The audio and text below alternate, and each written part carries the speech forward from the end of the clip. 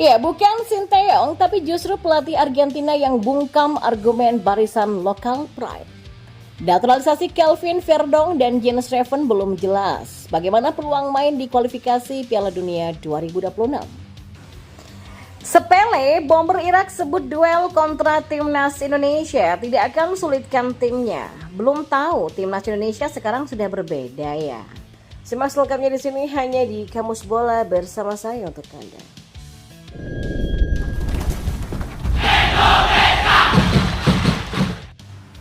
Ya, semakin meningkatnya kebijakan naturalisasi pemain yang dilakukan oleh Federasi dan juga Sinteyong selaku pelatih timnas Indonesia, para pengamat sepak bola nasional sudah berkali-kali memberikan respon. Tidak hanya respon positif, tapi respon negatif juga kerap kali terlontar oleh mereka yang menilai bahwa kebijakan tersebut kurang tepat, mengingat di mata mereka banyak talenta berbakat yang bisa diambil dari dalam negeri. Nah, salah satu sosok yang paling getol dalam memberikan kritik ini adalah Bung Toel. Dalam beberapa kesempatan, pria bernama asli Tommy Welly ini memberikan reaksi yang berlawanan dengan kebijakan Coach Sinteyong yang memanggil para pemain naturalisasi, alih-alih memanggil para pemain yang berlaga di kompetisi domestik. Tidak hanya itu, bahkan jika kita menyadur laman bolatimes.com pada 16 Desember, pria yang juga berprofesi sebagai pengamat sepak bola tersebut juga sempat melontarkan kekesalannya terhadap kebijakan tersebut dengan mempertanyakan manfaat dan esensi digelarnya Liga 1 Indonesia jika niat skuad timnas diisi oleh para pemain-pemain keturunan yang berkarir di Eropa ataupun pemain-pemain Indonesia yang abroad ke luar negeri. Namun nyatanya tidak perlu seorang Sinteyong yang memberikan bungkaman terhadap pernyataan tersebut. Pasalnya secara tidak langsung pelatih timnas Argentina yang bernama Lionel Scaloni menjawab cibiran yang pernah dilemparkan oleh Bung Toel tersebut. Hal ini tidak lepas dari komposisi pemain yang dipanggil oleh pelatih Scaloni yang menjalani pertandingan melawan Ekuador dan Guatemala. Pasalnya melansir dari laman alfa.com dan unggahan akun Instagram resmi Federasi Sepak Bola Argentina, pelatih yang membawa Argentina menjadi juara Piala Dunia pada edisi 2022 tersebut hanya memanggil satu nama saja yang berasal dari kompetisi domestik. Dari 29 nama pemain yang dipanggil oleh Scaloni, sang pelatih hanya menyertakan penjaga gawang Franco Armani dari River Plate dalam skuadnya tersebut. Selebihnya pemain-pemain yang berkompetisi di liga-liga Eropa dan Amerika menjadi penghias nama-nama yang dipanggil olehnya. Ya, nama-nama tenar seperti Lionel Messi, Angel Di Maria, Julian Alvarez, Christian Romero, Alexis McAllister, Rodrigo De Paul, sampai Enzo Fernandez dan Alejandro Garnacho bakal menjadi andalan sang pelatih di pemanggilan kali ini, dan tentu saja ya, mereka tidak berkompetisi di Liga Domestik Argentina. Jadi seharusnya jika kita berkaca pada pemanggilan pemain yang dilakukan oleh Scaloni, apa yang dirasakan oleh Bung Toel pada tempo hari sudah terjawab ya. Karena bagaimanapun dalam pemanggilan pemain ke timnas, indikator utamanya adalah kualitas sang pemain, bukan dari orientasi di liga mana sang pemain tersebut bermain. Sementara itu, nasib naturalisasi dua calon pemain timnas Indonesia, Kelvin Verdong dan Jens Reven, masih belum jelas.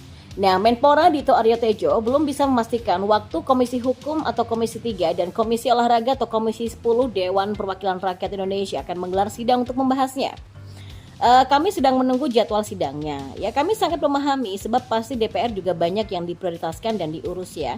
Tapi saya melihat DPR juga sudah memprioritaskan agenda naturalisasi, kata dia. Verdong dan Reven sebelumnya telah menyambangi Indonesia untuk mengurus dokumen naturalisasi pada Selasa 30 April lalu. Dalam kesempatan ini, mereka juga bertemu dengan Ketua Umum PSSI Erick Thohir dan calon pemain timnas Indonesia lainnya, Martin Paes. Pekan lalu, Dito mengatakan bahwa berkas naturalisasi kedua pemain ini sudah dikirim ke DPR. Dan kini, politisi Partai Golkar itu menyebut proses perpindahan kewarganegaraan Verdong dan Reven baru dibahas secara informal oleh jajaran pimpinan Komisi 3 dan Komisi 10 DPR RI. Menteri berusia 33 tahun ini mengaku sudah berkomunikasi dengan pihak DPR, termasuk Ketua DPR Puan Maharani. Dia pun berharap proses naturalisasi Verdong dan Reven bisa segera diselesaikan. Tadi saya juga sudah berkoordinasi dengan DPR, dari buku tua hari ini juga sudah dirapatkan internal di DPR di jajaran pimpinan ketua.